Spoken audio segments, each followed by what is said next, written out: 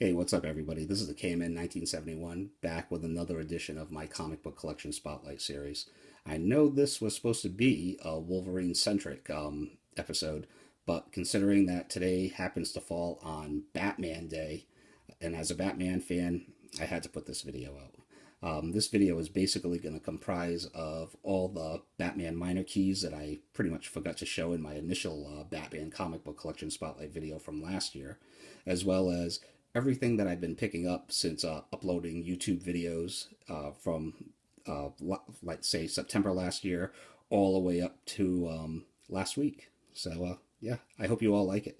I have like over 60 books to show, so if you're not a fan of Batman or long videos or some classic storylines, as well as some first appearances of minor characters, this video might not be for you. But if you are a fan of any of those things, there might be a good chance that you might get some enjoyment out of this video. So without any further ado, this is a book that I just picked up today, Harley Quinn 25th Anniversary Batman Day issue.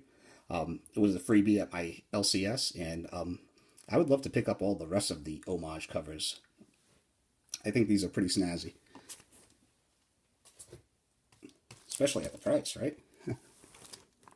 Here's a book that I just picked up this year, Batman number 200, which is the first, well, yeah, it's the first Neil Adams Batman cover. I didn't know that. I just picked it up because it was a sweet Silver Age anniversary issue, and I ended up finding out about that later. But very cool, very cool. Whoops. Book that I just picked up last week, Batman number 253, which is the first meeting between the Batman and the Shadow.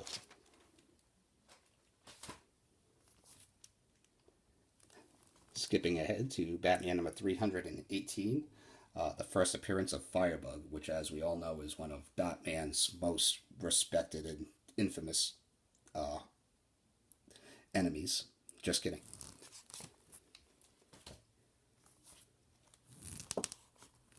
Batman number 326, the first time that Arkham Asylum is actually called Arkham Asylum.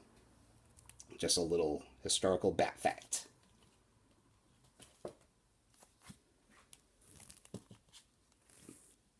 Batman number 359, which is just an early Killer Croc appearance on a killer Ed Hannigan cover. Nice.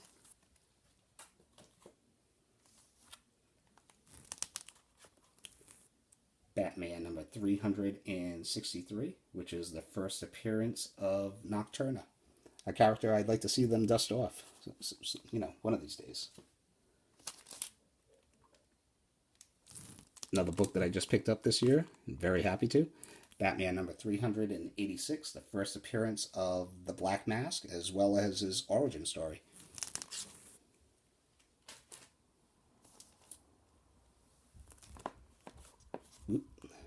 Batman number 423, which is now considered kind of an iconic Batman cover. I know that that word gets thrown around a lot, but when I first started watching comic book haul videos on YouTube about five or so years ago, this book was like a dollar bin book, or maybe cover price, like $3 the most.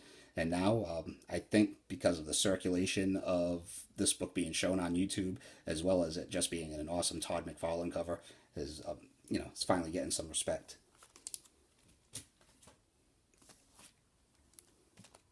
Example of classic storyline, The Death in the Family, Batman number 426, Part 2 in 427, 428, which is, I guess, the most sought after in the set. Now, these books don't go nearly as, they're not nearly as hot as when they first came out, of course, but they have held some value. But I guess for some reason, I think mostly because of the cover, 428 is the most sought after. But if you're looking for the true death of Jason Todd, that would be in 427.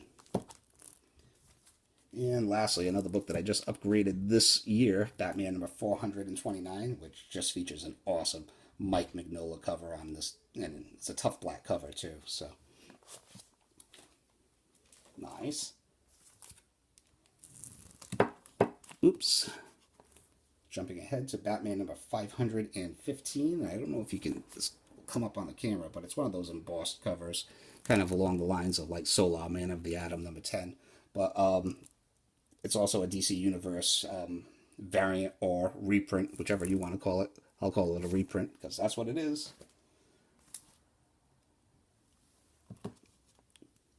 Batman number 475, which is the first appearance of Renee Montoya, former love interest of Batwoman.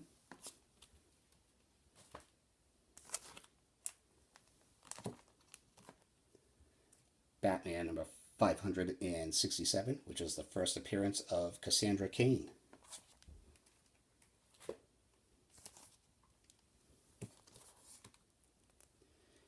Batman number 655, which is the first appearance of Damian Wayne, even though I consider it more to be kind of a cameo appearance, or definitely a cameo appearance.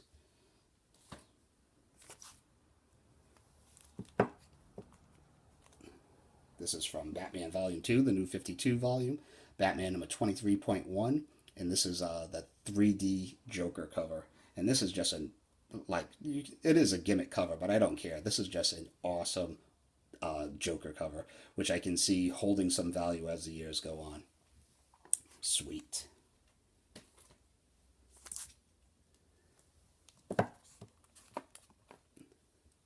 Batman number 47 from the Harley's Little Black Book in variant month. So I ended up picking this whole setup off of eBay just because I didn't want to go through all the poly bags, and I paid a little bit more at the time. But as we all know now, there was a lot of damaged copies because of the poly bag packaging. So I was very happy to pick all of these up in near mint and paying a little bit more for them. It ended up paying out in the long run for once by accident. And there's number 47. So this is just the pencils version. I guess this is the pencils and inks version, which I don't know how it could be actually, because this is a painted cover, I think. And number 47, I guess, which is the most sought after out of all of them.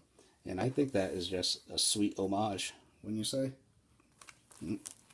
Be better if I got it on camera as much as I can. Chugging along.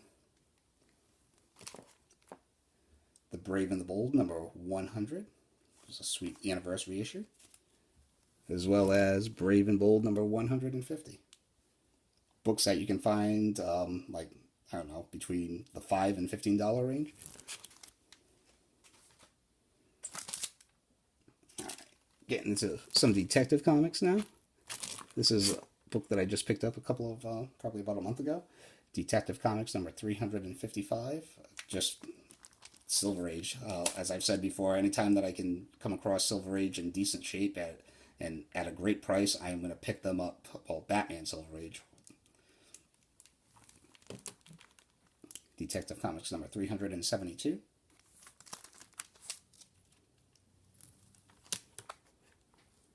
Detective Comics number 373, which cost me more than those other two did. But this is the first time, well, this is the second appearance of Mr. Freeze, but this is the first time that he is called Mr. Freeze. I'm not sure what they called him in his first appearance.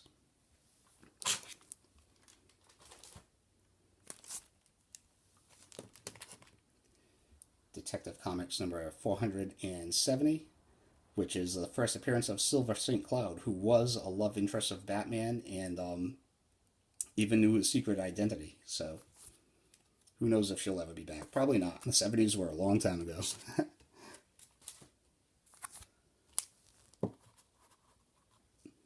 Detective Comics 501, which is the first appearance of Alfred Pennyworth's daughter, who I can never remember her name.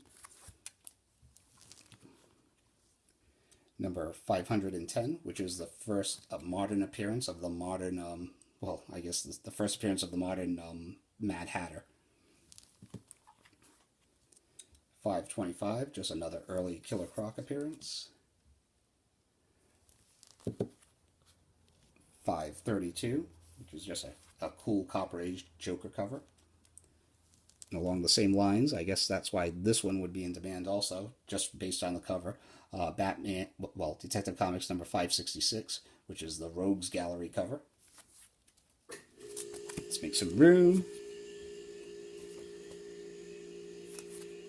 Another classic storyline. Detective Comics number 575, which is the first part of Batman Year 2.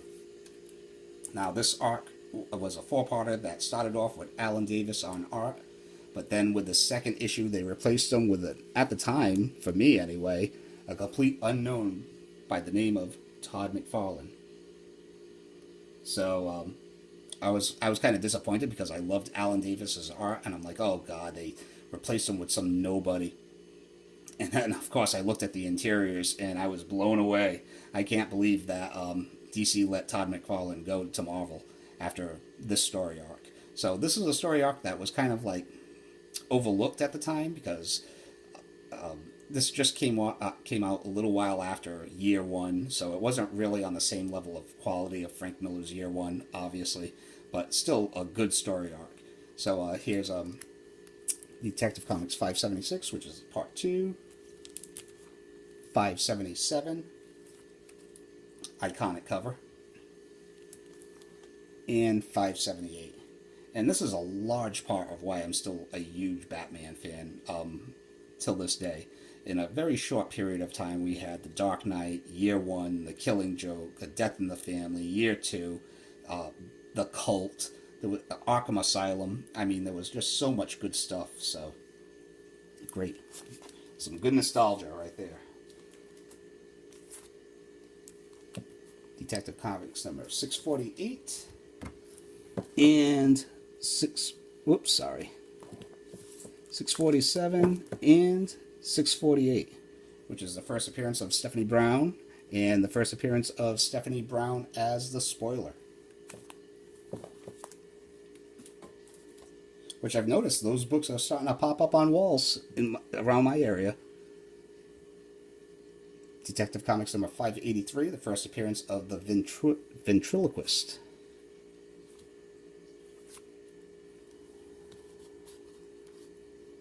Detective Comics 608, which is the first appearance of Anarchy. The Polarizing Detective Comics number 850.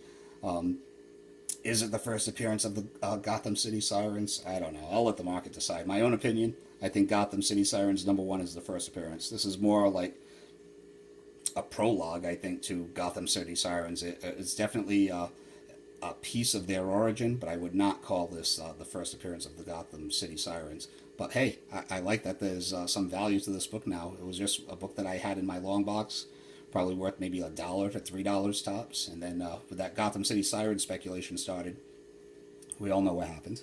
So pretty cool. Detective Comics number 850.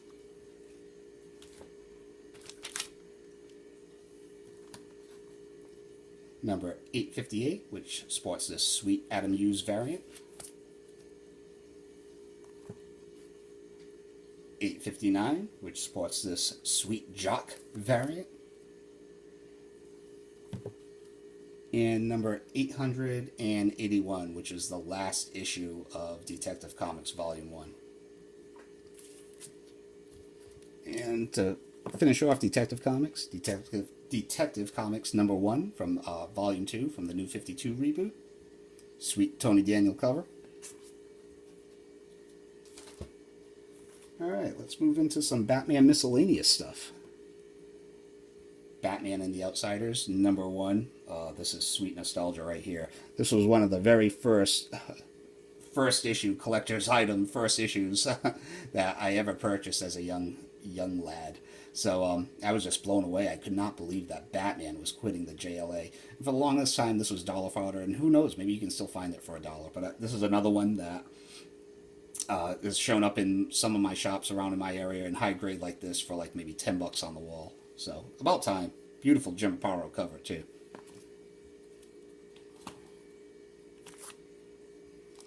Alright, getting into the Batman specials. The Batman Adventures, Mad Love. What more can we say about this? This was a book that was on my list for a while, and I finally, in the beginning of this year, just started plugging away at some of those Harley keys that I wanted. Not necessarily variant-oriented, more of like story-oriented, and yeah, basically that was it. So, Batman Adventures, number 1. Very happy to have that.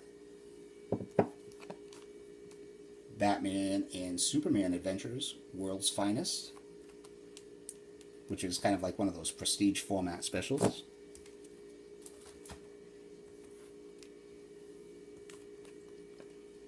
Batman, Sword of Azrael, #1, which is the first appearance of Azrael. And it also, if people don't know, this is like if you ever want to see Joe Quesada draw up Batman interiors, this is the miniseries to do it in. And this is another one of those books that you can still maybe find in dollar bins, or at the very highest, maybe pay $10 for it. Batman and Robin Adventures, Sub-Zero, #1. At the very highest, I think this book goes for maybe $10, but this was so hard for it took me like 2 years to track this down in the wild. So if you see it, I would pick it up. Some Batman Cross Company crossovers, Batman and Daredevil, as well as Daredevil and Batman. These books can run you like, I don't know, like maybe $10 a piece, and sometimes if you're at cons, they're marked up. So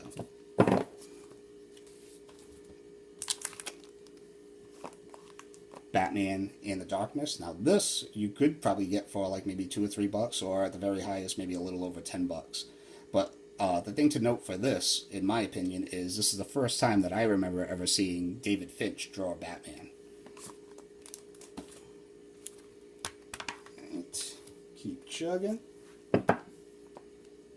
Batman in Darkest Night. Elseworld special. What if Batman basically had a Green Lantern ring? One of my all-time favorite Batman stories, Batman: The Long Halloween, #1. In the 90s, there were a lot of garbage comics, and even like the main Batman comics weren't all that good. So if you were looking for like a high-quality Batman story, this is where you went to. So Batman: The Long Halloween, big fan of it. This is #1. This is basically what put Jeff Loeb and Tim Sale on the map. And it deserves the hype. I would search out the Long Halloween specials that came out before this. There were like 3 of them. And as well as the sequel, Dark Victory. Just a great run of high-quality Batman stuff.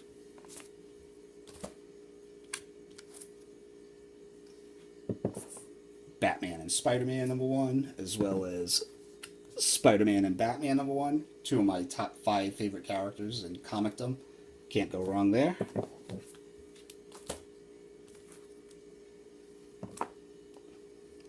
Batman Teenage Mutant Ninja Turtles #2. I own the entire series, as well as the Neil Adams sketch variant for #1.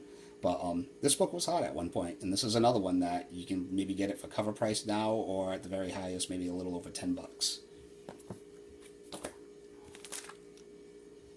Alright, so before I go any further, well, actually, let's just get into it. Some Batman family keys as well. Why not, right? On Batman Day, we'll just let it all roll. The only Batman family member, I guess, that you won't be seeing too much in this video will be Harley Quinn. And that's just because that would make this video run way, way, way too long. And I want to have a Harley Quinn centric comic book collection spotlight video sometime down the road. So another book that I just picked up, I believe it was this year, Batgirl Adventures #1, which was already sought after to begin with, but after the news came that there was going to be a Batgirl movie, it didn't hurt the demand, let's just say that. Batgirl #9, some Art Germ goodness. #10.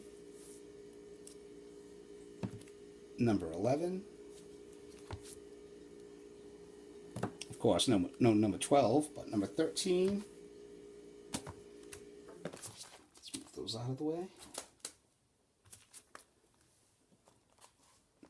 Catwoman #1 from our first miniseries, and this is the first time that Catwoman has had her own comic. So, undervalued in my opinion.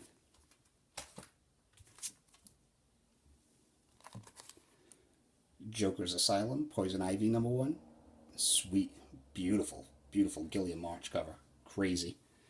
And I will end it off with my first Batman key of 2017 that I picked up. Batman Harley Quinn #1. just what more can you say about that? Iconic cover, iconic story, very important comic in Batman history as well as Harley Quinn history. So you have a 2-4 there. So I hope you all like this. I certainly enjoyed making it, and eventually I will be back with a Wolverine-centric comic book collection spotlight video. I wanted to get this video out today so I'm not cramming before all the football activities tomorrow, and be a little less scattered brain. Hopefully that came across. I'll know once I watch this video. So hope you all like it. Hope you all enjoy your weekend. Thank you for watching, liking, subscribing. As always, take care. See ya.